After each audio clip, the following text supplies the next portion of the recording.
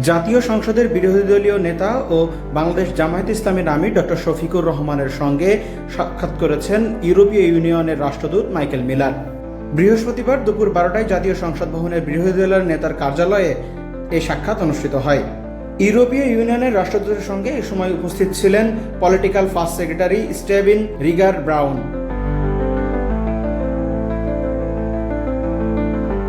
মতবিনিময়কালে তারা বাংলাদেশ ও ইউরোপীয় ইউনিয়নের স্বার্থ সংশ্লিষ্ট বিভিন্ন বিষয় নিয়ে আলোচনা করেন। জাতীয় সংসদ নির্বাচন, পরবর্তী গণতন্ত্রকে অর্থবহ করা এবং সংস্কার ও গণভোটের রায় বাস্তবায়নের বিষয়টিকে অত্যন্ত গুরুত্বের সাথে স্থান পায় এ আলোচনায়। কি হয়েছে? মিনিস্টার ফ্রিজ কিনে হাম্বা জিতেছে। মিনিস্টার ফ্রিজ কিনুন, হাম্বা জিতুন। আরো আছে আকর্ষণীয় উপহার। আলোচনায় উভয় দেশের ভবিষ্যতের পারস্পরিক সম্পর্ক উন্নয়ন ও অগ্রগতির ধারা অব্যাহত থাকবে বলে তারা আশাবাদ ব্যক্ত করেন।